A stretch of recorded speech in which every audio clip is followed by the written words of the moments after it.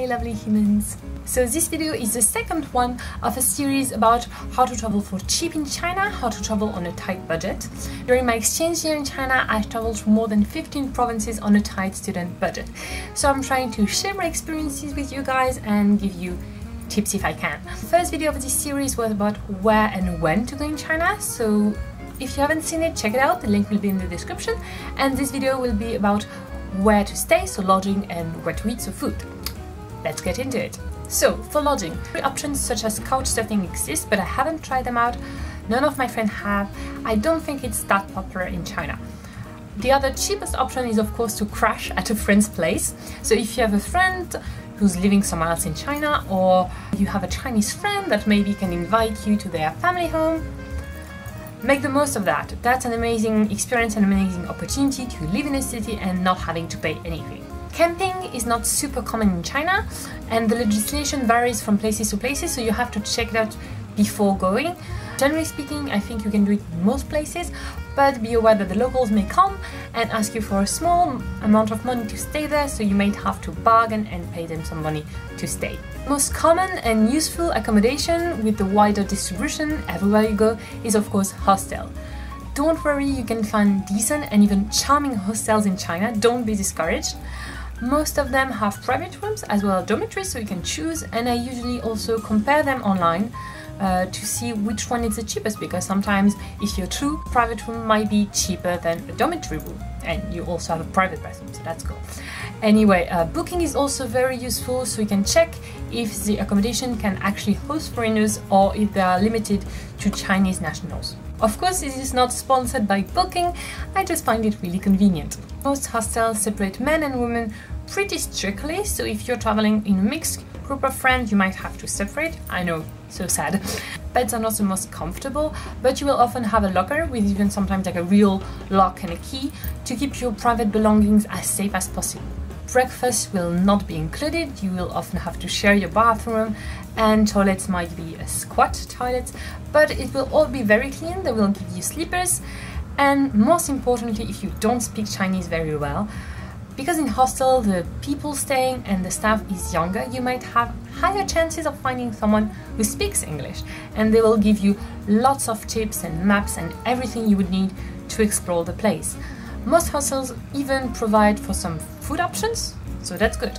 Just to give you some examples of hostels in China. In the month of June, you can find a bed for around 70 renminbi or 10 euros per night in Shanghai, 100 renminbi or 15 euros in Beijing, 35 renminbi or 5 euros in Chongqing, 55 renminbi or 8 euros in Suzhou, and 20 renminbi or 3 euros in Dali.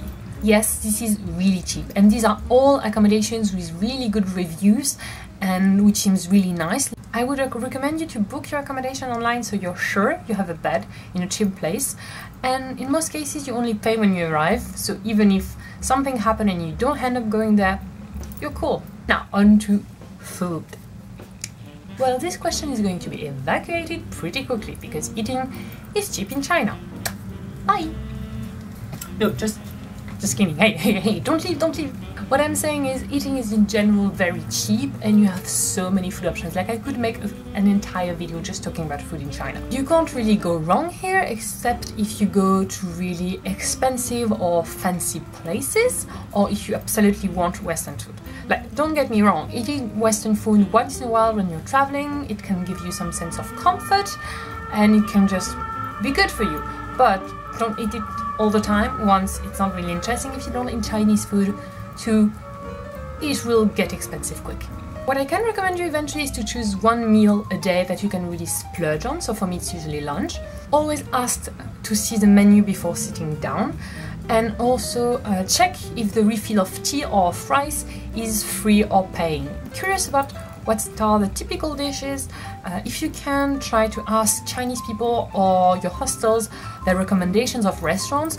In the most touristic places, unfortunately, the restaurants will be of higher price and lower quality in general. For breakfast, a cheap bowl of noodles, biscuits from a supermarket or a fruit is the way to go, and for dinner I will recommend you to eat street food.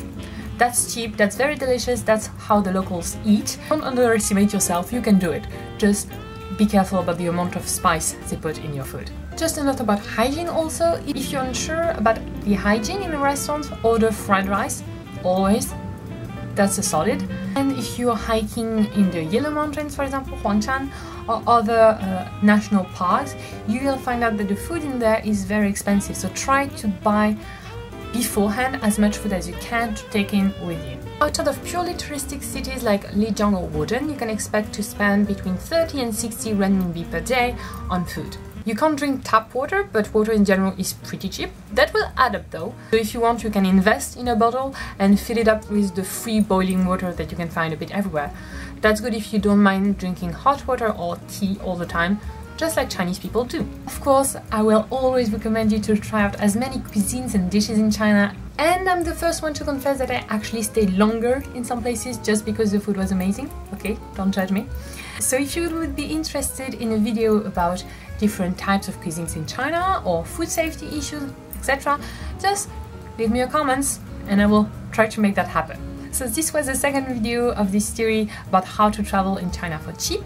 The third one will be about what modes of transportation to use, plane, bus, train, and how to book all of that. And the fourth video will be how to avoid scams. Anyway, I hope this was useful. If you want to see more, subscribe, and if you are interested or if you have questions, just leave me a comment. You can also send me a private message on Instagram. Check it out, I'm always there, pretty active. And yeah, I hope you're doing great. See you soon!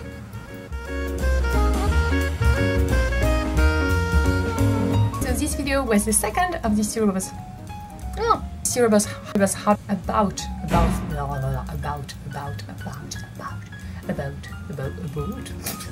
Now, on to food. The most important topic, I know, right? So relatable. Not relatable, I'm sorry.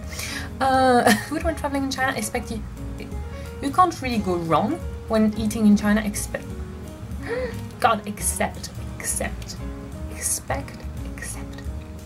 Putain l'anglais. I love you, please stay.